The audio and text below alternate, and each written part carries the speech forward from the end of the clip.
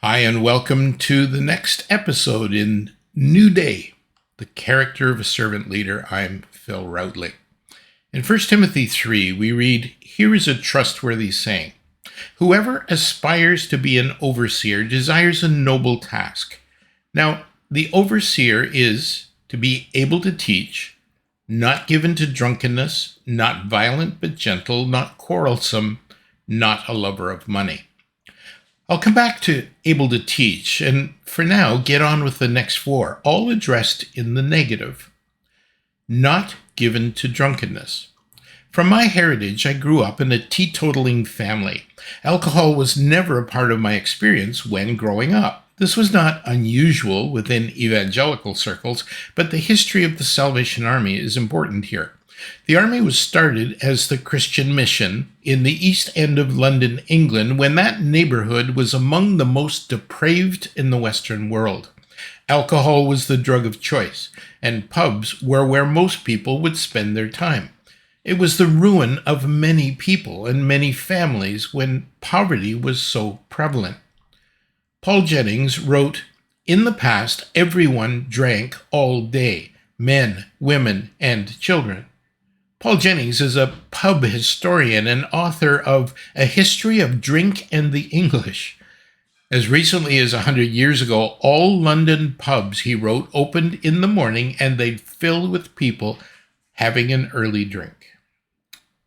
That was where the army was born, with a message of soup, soap, and salvation. The movement called people who were saved from the aspects of their lives that were destroying them and into a world which was alcohol-free.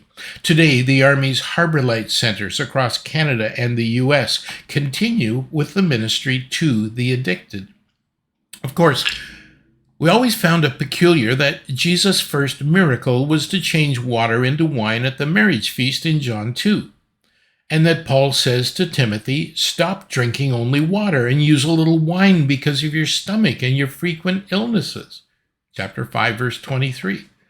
And of course, the Lord's Supper was celebrated with wine. Some people cannot and should not ever drink alcohol. They have an addictive element to alcohol so that even one drink is too much. But for most, the scriptural principle of avoiding drunkenness is appropriate.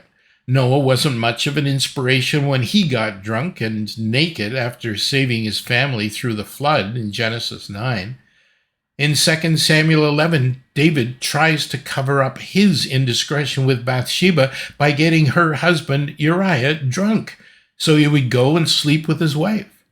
In Galatians 5, drunkenness is listed along with other sins: idolatry, witchcraft, drunkenness, orgies. The leader is to be someone who does not allow the power of alcohol to overpower their lives. Not violent, but gentle. Gentleness is strength under control. Violence is strength out of control. But strength isn't just about size, muscle mass, or taekwondo moves. It can also mean intellectual strength or the power that comes from position, prestige, or wealth. Violence is what got Bill Cosby into trouble. He was using his power over women to assault them. Same goes for Harvey Weinstein and Jeffrey Epstein. Some of it may have been physical as well, but most sexual harassment has to do with a power imbalance between the perpetrator and the victim. Abuse by clergy is often of this variety.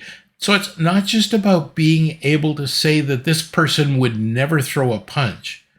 It's broader than that, and also reflects someone who would not take advantage, but would in fact bring peace.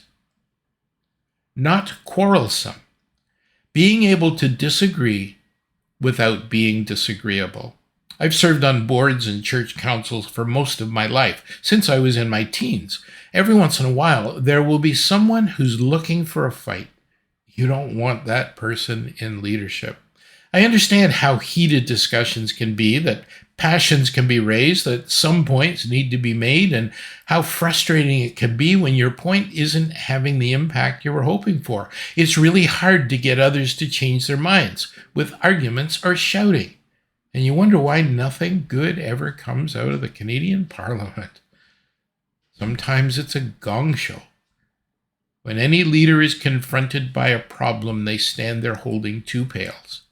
In one, there's water, which can douse the flames. In the other pail, there's gasoline, which can only make the problem explode. We need leaders who will not be in the habit of looking for a fight.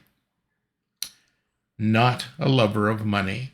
You know what they say? Money is the root of all evil. Of course, as often happens, that is a selective, incomplete quote. But it sounds good, and those of us who don't have a lot of money lying around can sound quite superior. The actual verse is, "For the love of money is a root of all kinds of evil. Some people eager for money have wandered from the faith and pierced themselves with many griefs." That's what 1 Timothy 6:10 actually says. Paul probably knew he was going to say something like this later in his letter, but he includes it here when looking at qualifications of elders. You don't have to be rich to love money.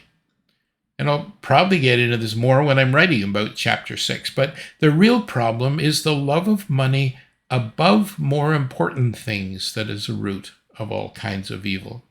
To make it really simple, for the Christian leader, they have their priorities straight.